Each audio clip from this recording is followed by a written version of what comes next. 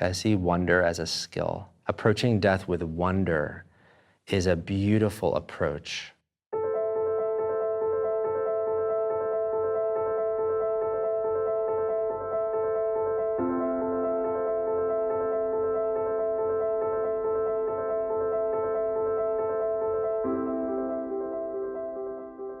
My mom died of gallbladder cancer. She's the first person in my close family to die, and she was the first person who I've been in a room with when they were dying.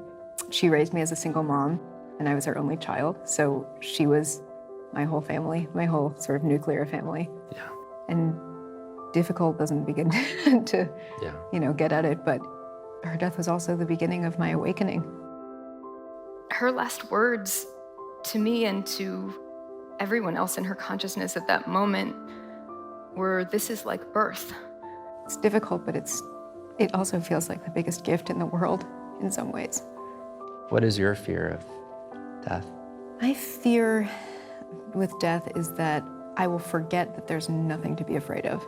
That as the closer I get, I will forget that I won't be able to call back to the memory of my mom's death to do that remembering. I really want to be very present for my death, because this really is like one of the most, probably the most magical, mystical, wild experiences that we get to have as humans.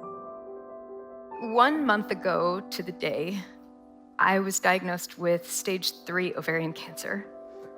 And 3 days later, I had surgery, a total hysterectomy. Happy 30th birthday to me. And while they got a lot of the cancer out, wasn't all of it.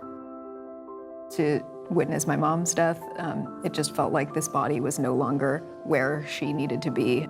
Even though I'm scared, everything is okay with life, with death, with her, with myself. She was an extraordinary teacher. Yeah. And what a gift she gave you. To just have this role model for deciding on how I want to approach treatment for cancer and how I want to think about my own end-of-life planning. A very different role model than the rest of our culture teaches us, which is like the battle and fight. Yeah, the fight. Stick with it and, do the most treatment and get the most interventions. Yeah, which is how, is really how my dad died. Most of us are kind of like swimming without any kind of guidance or ritual or anything passed down. It's kind of frightening. The new tradition that I'm doing right now for life transitions like death are these mourning altars or these earth altars. And sometimes I gather the plants and the material that they loved, like the flowers that they loved or the smells that they loved of a certain plant, both remembering their lives through the things that they loved and also creating something both for them and for me. And at the beginning, I had no preconceived idea of what I was doing.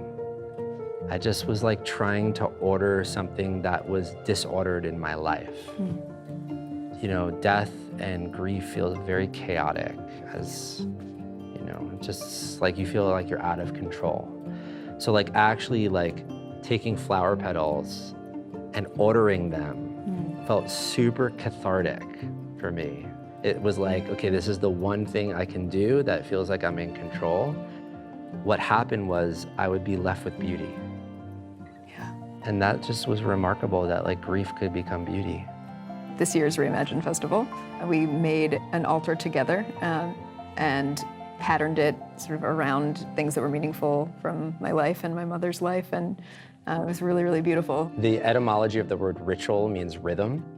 So when we're in this like rhythmic ritual and we just do something repetitively, like put down petals, then like these other parts of us just can come forward. And that's what happened. I felt like we were really connecting because we were just in this shared creation together. I think it's so important for us to see the absence of things, and not to cover them up so quickly, but to actually proceed in our lives with the whole. I feel here, in this space, I feel very present.